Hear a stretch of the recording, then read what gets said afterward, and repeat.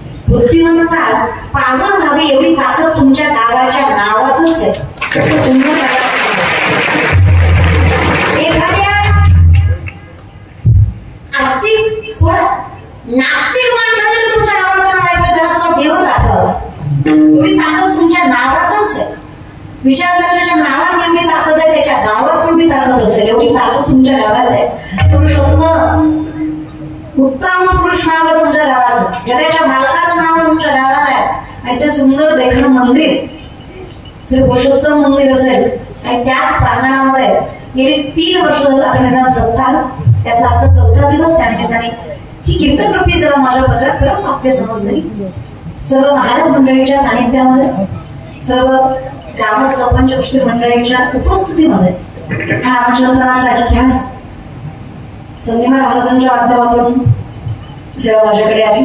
माझे परम भाग्य समजते, त्यांचं मनस्वी आभार मानते. त्यांच्यामुळे तुम्हासारख्या संत मंडळींच्या भेटीचा योगायोग माझ्या पदरात पडला. सगळीच महाराज मंडळी असतील. अगदी सुंदर असं नियोजन गोड वातावरणामध्ये प्रभातिक वातावरणाचं भान राखून सगळ्या गोष्टी नियोजित केल्या. तुम्हा सगळ्यांचे मनस्वी आभार. अगदी जगद्गुरु तुकोबारायांच्या मतानुसार तुकोबारा सांगतात देवा तुझ्या दारात यावर आणि मग पाठीमागे पुढचा काही विचारच नाही.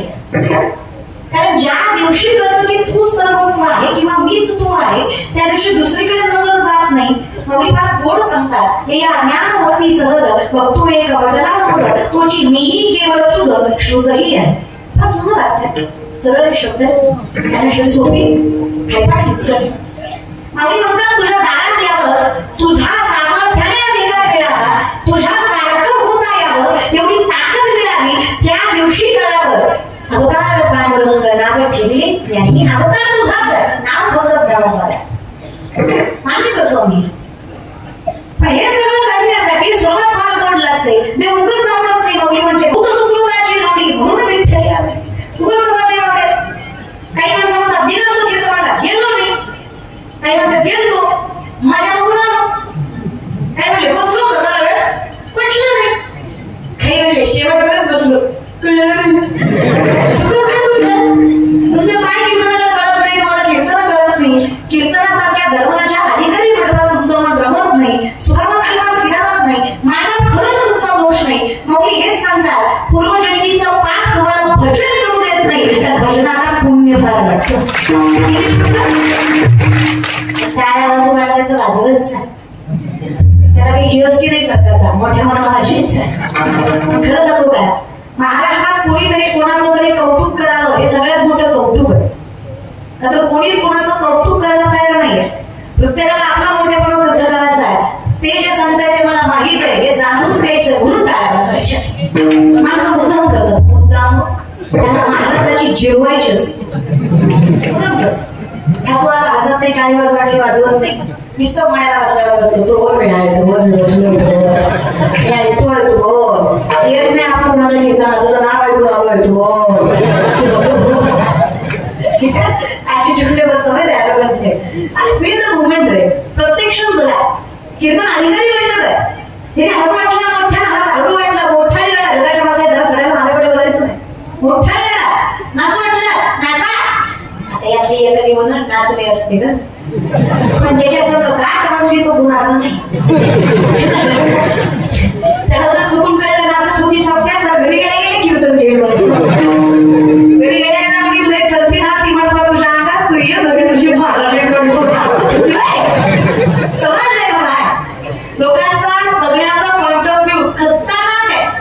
अजून समाज आहे ना तिथं वरातीत नाचणारी मुलगी सुशिक्षित आहे पण कीर्तनात नाचणारी नालायक आहे. हा समाज आहे. इथे ज्या वेळेला अखंडितपणे संस्कार संस्कृती मर्यादा नात्यांचा मान म्हणून संसार केला ती शिकलेली कमी म्हणून लोअर क्लास आहे. जी 2 वर्ग जास्त शिकली पण जिला मोठ्यांचा कधी हातात करता आला नाही संस्कृती कधी सांभाळता आली नाही ती मात्र हाय क्लास आपल्या घरून चढायला लागली ती हाय क्लास. सोसायटी खतरनाक मेंटेन केली समाजात. हे कलियुग आहे ना. चाणक्य 5000 वर्षापूर्वी सांगतात हा असा समाज आहे इथे 4 माणसं एकच फोटो बोलली की फोटो सुद्धा खरं होत. खरंय की फोटो मी नाही तुम्हाला विचारते. हा असा समाज आहे इथे 4 माणसं एकच फोटो बोलली की फोटो सुद्धा खरं होत. खरं की फोटो बोलत जा. एक काम करा कीर्तन झाल्यावर माझ्या पाकिटातलं थोडं थोडं देते तुम्हाला पण बोला. गेल्या 2-2.5 महिने तुम्हाला लई घ्यायची सवय लागली.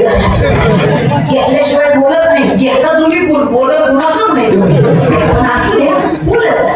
विनंती माझी इथं तरी बोलत जा. इथं बोलायला घाबरायचं नाही. खऱ्याला खरं म्हणल्याशिवाय राहायचं. खरंय की पोट्यांनी मी माझं तुम्ही सांगते खरंय. हा समाज इथं असा आहे हे जग ऍडव्हर्टाइजमेंटवर चालतं प्रचारावर. इथे ज्याची क्वांटिटी जास्त आहे तिथे क्वालिटीला किंमत. महाराज सुद्धा फॉर्च्युनर मध्ये आला तर हुशार चलत आला तर महाराजही मूर्ख आहे. महाराजांचा मेंटेनन्स गाडीवर महाराज. आणि खरंच आहे सायकली समोर फटाक्या वाजवून सायकल महाराज दोन्ही खडत नाही. इथे जे मन आहे ना डोंट जज बुक बाय कलर ही कलियुगात लागू होत नाही. इट्स ऍब्सोल्युटली बुक जज बाय कलर. या कलियुगात तुमच्या प्रेझेंटेशनवरच तुमचा क्रायटेरिया ठरवला जातो. नोकरी सरकारी असेल ना पोरगा किती बी काळा भंगार किती बी ढोला असू द्या बायको त्याला नाचू पण गोरीच भेटेल. तुम्ही किती देखणे good looking jawline 6 pack handsome असले ना खिशात दमडी नसते ना छापड्या पुढे तुम्हाला म्हणावं लागतं तुमची अवस्था आहे. स्वतःला सिद्ध करायला मागे पुढे बघायचं. बहीण म्हणून नजर घालून सांगतं तुमच्या कमीपणाचा मोठेपणा करणारी अवलाद आहे आपण. अरे शेतकऱ्याची लेकरं आहे आयुष्याचा जुगार घेऊन मातीमधनं सोनं पिकवायची ताकद ज्या अवलादीत आहे त्याच्या घरात कधी भ्रष्टाचाराचा तळतळाटा आणि कोणाच्याच वाईट केलेल्याचा पैसा येत नाही अशा स्वाभिमानी बापाची लेकरं आपण आपल्याला कमीपणाचा मोठेपणा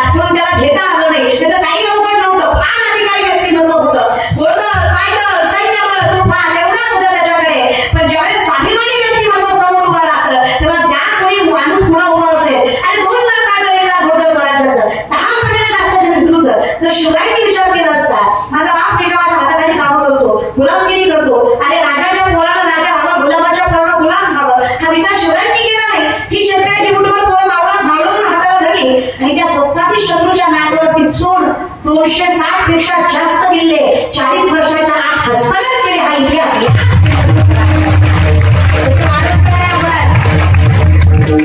विकनेसला स्ट्रेंथ बनवता आली पाहिजे.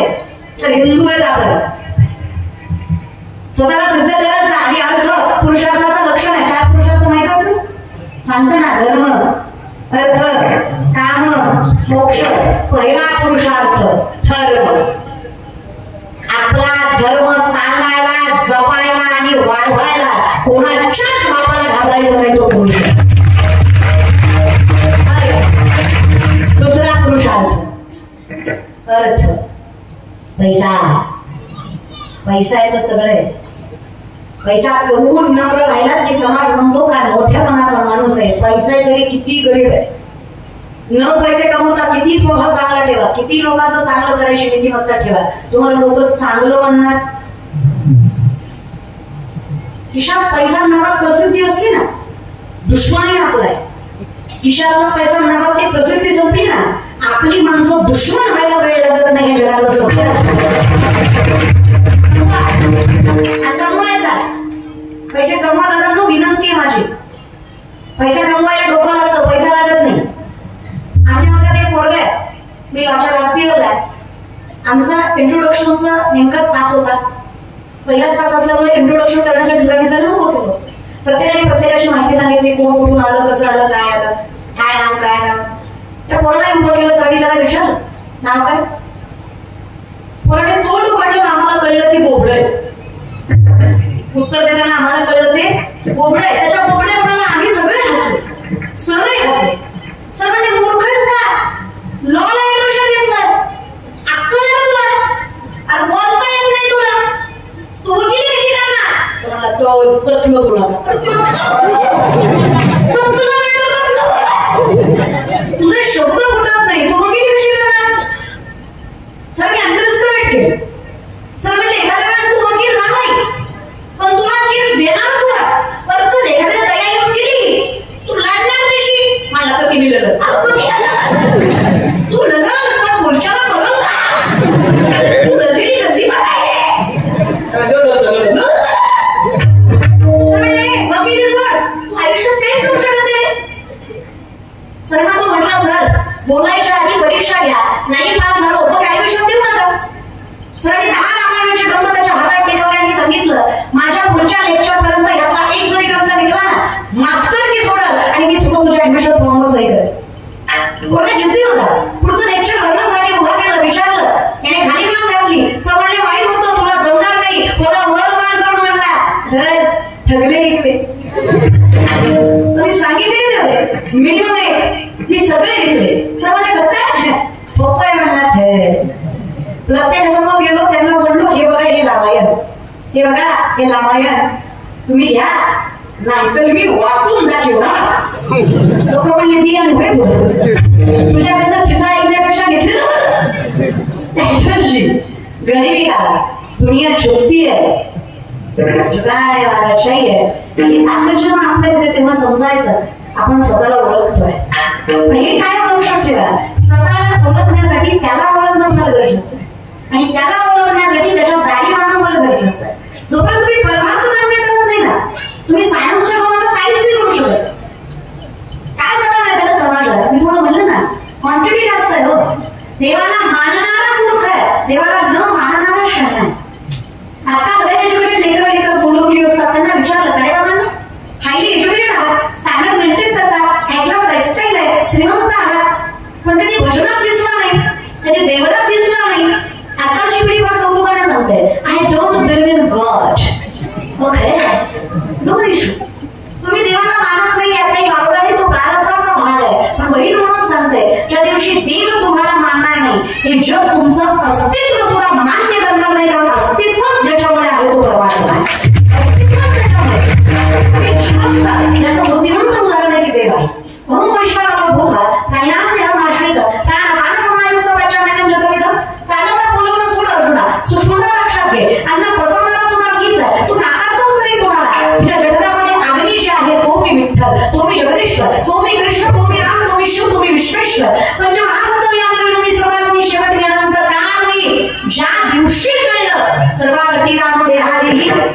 त्या दिवशी दृष्टी नव्हती रे, इकडे तिकडे गेलोच नाही.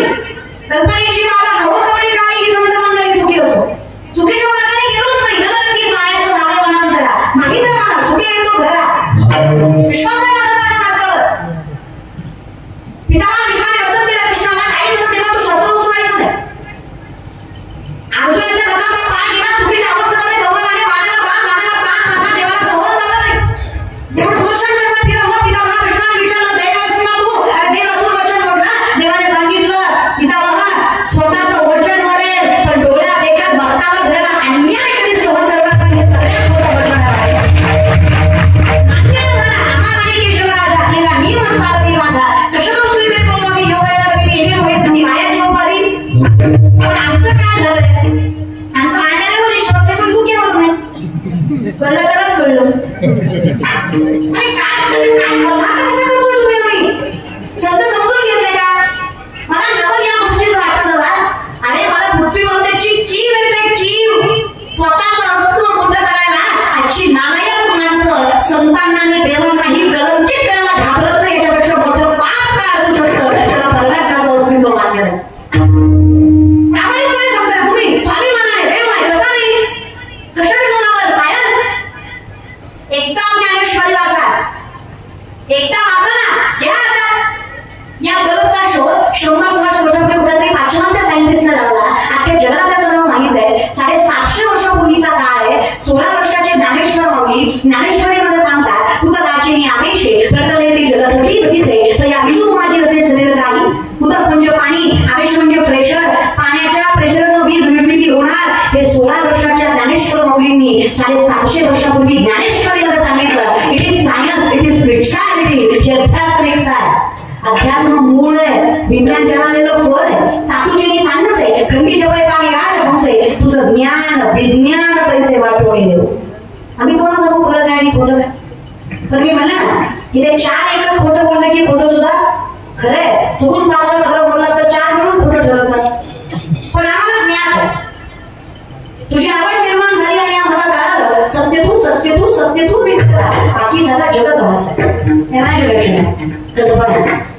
आम्ही गुंतवत नाही त्याच्यात. माझे चित्त तुझे, मी तुझा सावरी विठ्ठला. आपोआप झालं.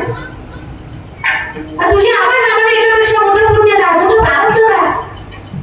देवाची आवड असणं याच्यापेक्षा मोठं पुण्य काय? आणि स्वतःचं चांगलं कळत नाही याच्यापेक्षा मोठं पाप काय? अजून किती मोठं पाप? अरे आम्ही म्हणून तर म्हटलं गोमटे ते करा माझं भार ओझे. आमचं चांगलं आम्हाला कळतच नाही म्हणून तुम्हाला करायला काय कळतं? पण कळत नाही असं नाही, सगळं कळत. एखाद्याला सकाळी मांसाहार केला, दुपारी चल म्हणावं मंदिरात, येईल का? सकाळी मांसाहार केलेला व्यक्ती दुपारी मंदिरात येईल का? कळतं त्याला. ते म्हणाले आज चुकीचं खाल्लंय म्हणजे त्याला तुम्हाला असं वाटतं का दुसऱ्या दिवशी पवित्र होतो? हे काय लॉजिक आहे? सोमवार गुरुवार खायचं नाही, बाकी दान करून आणायचं, तेवढं कशाला सोडायचं? तुम्हाला असं वाटतं का सोमवार गुरुवार देव बघतो आणि बाकीचे डोळे घालतो, तू खामी बघत नाही, तू खाणं बघत नाही, तू खास बघतो? काय लॉजिकल मला म्हणतं? लय अवघड आहे तुमचं. 10 दिवस गणपती पुढं काना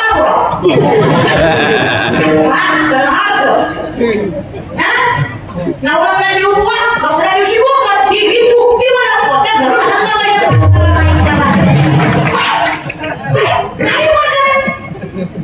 मी म्हणते का नेने भूको गान नाही एकांतीचे ज्ञान. जगद्गुरु तुकोबाने स्पष्ट वक्तव्य करतात. माऊली म्हणतात जयाचे आधी कधर नाही तयाचे पवित्र पुससी नाही.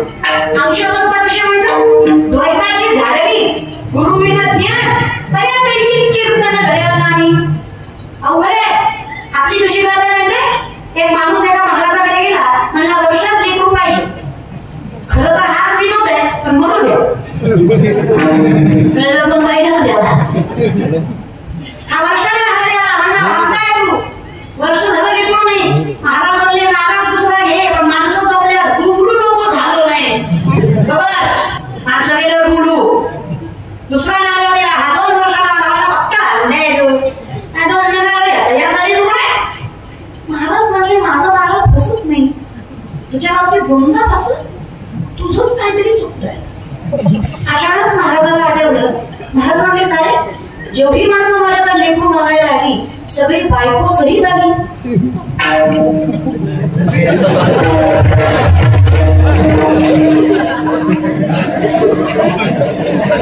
आई शब्द ज्याला केलं तसं प्रेझेंट ऑफ माइंड मॅथ तुला खतरनाक मेंटॅलिटी ज्याला कळलं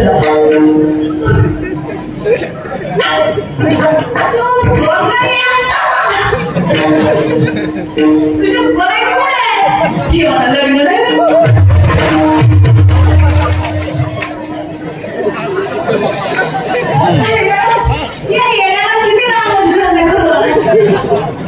मी तुम्हाला सांगते भावी विण भक्ती भक्ती विण प्रेम शक्ती अंतकरण शुद्ध नाहीये, नजर पवित्र नाहीये, प्रामाणिक स्वतःशी नाही आहात, स्वतःच्या मालकाशी काय राहणार? हा डोक्यातनं काढून टाका. संतांनी चमत्कार केले, ज्ञानवांची भिंत झाली, तुकोबांचा गाडा करला, रेड्यावरी वेद बोलवला गेला, नाकासाठी 36 वर्ष काढली पाहिजे विठ्ठलाने व्हायला घोडा कुंभारासाठी कुंभार झाला, रोहिदासासाठी चांभार झाला, चोखोबांसाठी महार झाला. हे चमत्कार नाहीये, हे संतांच्या तपश्चर्याचं आणि त्यागाचं पांडुरंगाने दिलेलं फळ आहे. जेव्हा व्यक्ती त्याग करतो, तपश्चर्या करतो, त्यावेळेस तो वाचस्पती होतो. तुकाराम माझं बोलविता देव आपुलिया बळे नाही मी बोलत, सदा कृपावंत वाचा त्याची, ही नीतिवंत जगद्गुरु तुकोबांची, तुकिता पुरणेसी ब्रह्मदुलासिया. एवढं ज्ञान असताना तिळमात्र गर्वशील नाहीये. कसं काय आम्ही त्यांना विठ्ठल म्हणून आहे? अधिकार काय त्यांचा? जो मातीतून जावं ते माती विठ्ठल म्हणते, ज्या धर्माला हात लावावा तो धर्म पांडुरंग होतो, ज्या माणसाकडे बघावा तो माणूस विठ्ठल होतो. जगद्गुरु तुकोबाने संकीर्तन करावे आणि पुणे जिल्ह्यातला मुलगा मृत झालेला उभा राहून काय वाजवतो एवढी ताकद त्याच्या शब्दात आहे. माझे चित्त तुझे काय केलं त्यांनी? दृष्टीनं फिरे, दुसरा विचारच नाही केला.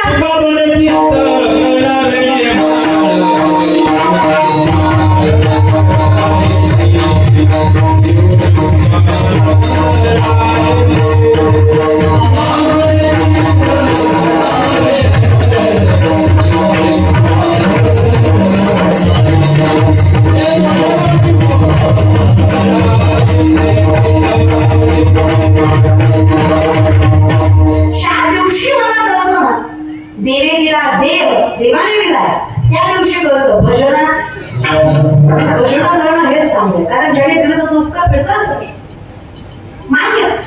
माणसाला हे मान्यच नाहीये. अहम इतका वाढलाय म्हणून तो ज्ञानोबाने म्हणला, नको देवा माझ्या जीवीची आवडी पंढरपुरा तुझ्या दारात येता पाहिजे. त्यांना कळलं नाही कोण आहे मी, आणि ज्या दिवशी तुझ्या दारात आलो ना त्या दिवशी कळलं अवघाचे संसार सुखाचा कधी आनंद होई ना टाकायला माझ्या अखंडित संसार सुखाचा करायची, जो मूळचा दुःखाचा संसार म्हणजे उर्दू शांत शांत होतो. शतांशे प्रकारे येतो सगळेजणी झाड उलट येतं, जवळी फाटा मूळ आहे. हा संसार जगद्गुरु तुकोबाने ज्ञानोबाने सुखाचा करायचा म्हणतात. कशाच्या सोडणार जाई नाही माहेर तुझं बाळाला तुझी आवड लागली आणि कळलं हे झालं. कुठल्याही रूपामध्ये मला माहित आहे सर्वस्वी तुझीच रूप आहे, तू निघून निराकार नाहीस कुठलंही रूप असून.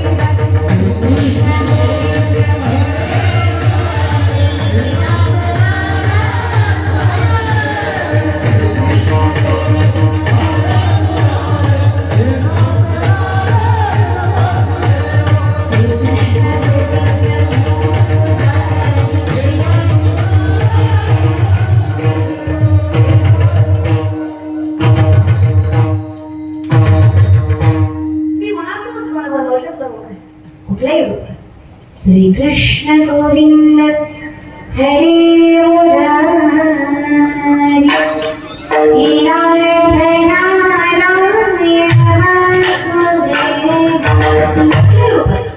कभी राम बन के कभी श्याम बन के चली आया प्रभु जी चली आया.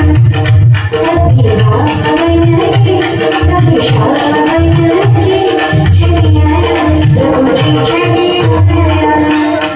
सीता सारे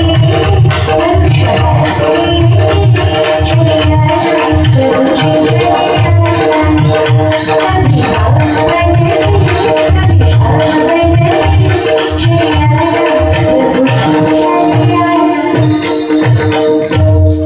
फक्त आवड पाहिजे. तू कसाही गोड दिसतोस ना, कसाही आवड एक रूप गोजिरे आवडलं पाहिजे. किती आवडलं पाहिजे. 70-75 वर्षाची म्हातारी दारात कृष्णाची रांगोळी काढतीये. वय नाहीये तिचं. हात करता करता डोळ्यांना दिसत नाहीये. प्रेमाची प्रचिती करायला उद्धवाला देवानं गोकुळात पाठवलं. उद्धवाने बघितलं काय सुंदर रांगोळी काढली. एवढं म्हातारं वय हिचं, एवढी सुंदर रांगोळी कृष्णाची जमली तरी कशी. उद्धवाने आश्चर्यचकिताने विचारलं, माय काय सुंदर देव काढलास ग. असं वाटतं साक्षात परमात्मा डोळ्यासमोर उभा आहे. एवढं जिवंत देव काढायला तुला जमला कसा. म्हातारीनं सांगावं, काय सांगावं उद्धवा. अरे रोमारोमात त्याचं नामस्मरण भरलेलं, अखंडित त्याचं चिंतन केलेलं, त्याच्याशिवाय दुसरं कोणाला पाहिलंही नाही आणि जिकडं पाहावं तिकडं त्याच्याशिवाय दुसरं कोणी दिसलंही नाही. एवढा जीव त्याच्यावर. अरे डोळे झाकून हात फिरवला तरी कृष्णच उमटतो रे. एवढं प्रेम माझं त्याच्यावर. उद्धव म्हटला, बोलायचं म्हणून काही बोलू नये ग. रांगोळी काढायला ज्ञान लागतं, कला लागते, प्रेम नाही. तुझ्याकडे कला आहे, तुझ्याकडे ज्ञान आहे म्हणून तुला सुंदर रांगोळी जमली आणि प्रेमाचंच म्हणशील तर एवढा सुंदर देव काढलास तरी तुझी रांगोळीमध्ये चूक झाली. म्हातारी म्हणली, लय होणारी. अरे जीव गेला तरी माझा कृष्ण चुकणार नाही. एवढं प्रेम माझं त्याच्यावर. कसं काय म्हणतो रांगोळी चुकली. उद्धव म्हणतो, डोळे उघडून बघ. एवढा सुंदर कृष्ण काढलास पण कृष्णाला पायच नाही काढलीस. म्हातारी म्हणली, म्हणूनच देवानं तुला गोकुळात पाठवलंय. तुला फक्त अक्कलच. ते म्हटलं, अजून काय हवं. अरे वेड्या, देवाला पाय नाही काढले हे दिसले तुला, का नाही काढले याचा विचार नाही केलास.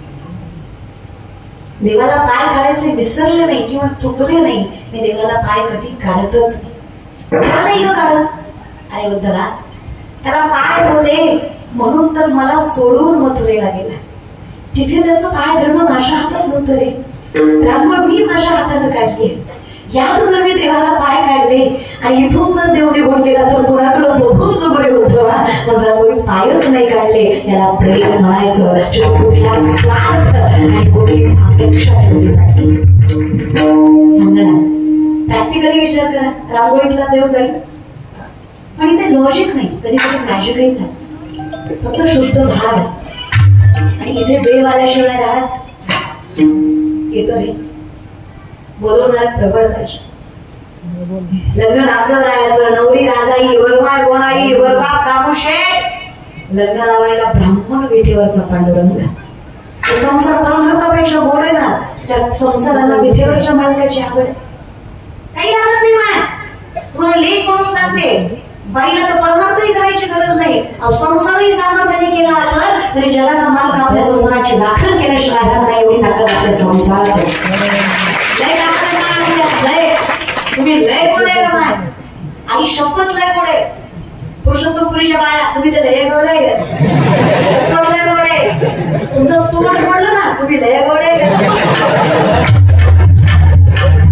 खुशी होऊ नका, तुम्ही कुणाचे नाही. आम्ही बोलतोय दिसतो का, बोलतोय नाही दिसत. हे बोलते त्याचं कारणच तुम्ही. काय लागतं बायकोला. तुम्हाला कसा मेन झिरो. पुरुषी हात काय, बायको चपली कशी ठेवायची, डोक्यावर येते की नाचती, बस मोकळत हरकत. आयुष्य संपलं तुमचं. सगळीकडनं सहन करतात रे बायका. आणि सगळं जग त्यांना वाईट म्हणतं. आणि जास्त हसलं तरी वाईट आहे, कमी हसलं तरी वाईट आहे, जास्त बोलली तरी वाईट आहे, कमी बोलली तरी वाईट आहे, शिकली तरी वाईट आहे, नाही शिकली तरी वाईटच आहे. किती सहन करते.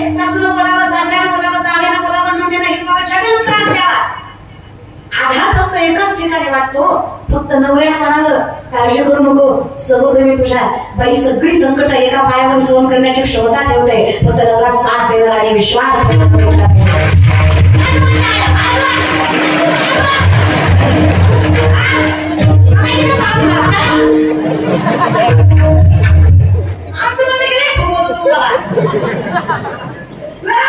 तुमचं संसारात कोण चांगला लागतो म्हणजे संसार गोड होतो, संसारात कोण चांगला लागतो म्हणजे संसार गोड होतो. अगं माझं झालं नाही म्हणून तुम्हाला इच्छा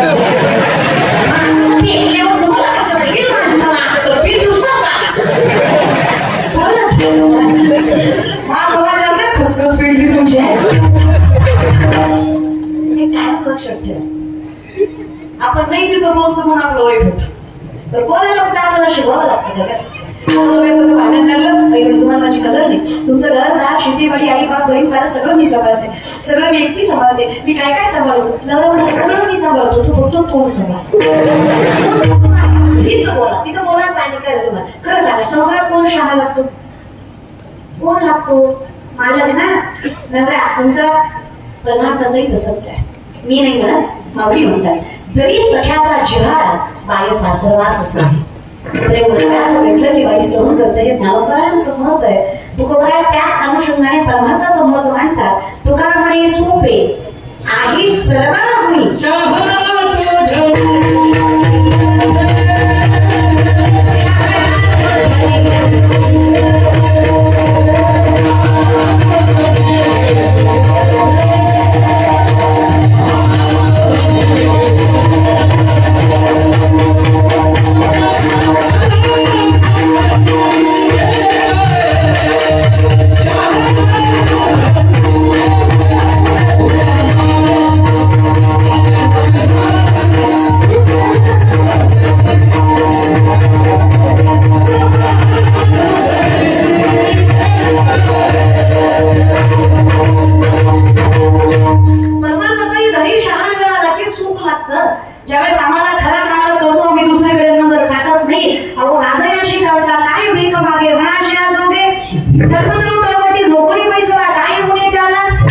दृष्टी नव्हे ज्या दिवशी खरा पालक मिळतो ना, ज्या दिवशी कळतं मागे पुढे उभा राहायचं म्हणे आणि आघात निवाराया, त्या दिवशी आपोआप घालून या भार राहिलो निर्विल संधी चिंताच करत नाही ना आम्ही. आणि आमचा एवढा विश्वास आहे आमच्या मालकावर, किती संकट यावी, किती दुःख पदार्थ, किती समाजात पाय ठेवावी, किती नावं ठेवावं, पण जोपर्यंत आम्ही जगाच्या मालकावर विश्वास ठेवावा, तो विटेवरचा मालक प्रत्येक दुःखाला सुखात बदलायची ताकद आम्हाला देतो. काय पाहिजे मला सांगा. तुकोबारांना विठ्ठल भेटले यात काय नवाले, अवनीसाठी सुद्धा माझा मालक आलाच की. त्याने विचार केला काय तुकोबाची बदली आहे की संसार ताकद आहे ना हा. भाकरी देण्यासाठी तुकोबांना पायात काटा कोणला दिशा साधी स्त्री नाही माहिती. पुण्याचं सासर आहे तुकोबारांचं, गुळवे सावकाराची मुलगी तुकोबारांची बायको आवली. 3600 एकर ऊस आहे तिच्या बाबाचा. किती 3600 3600 एकर. माझा गाव चटवाला नाही पुण्यात आहे ना.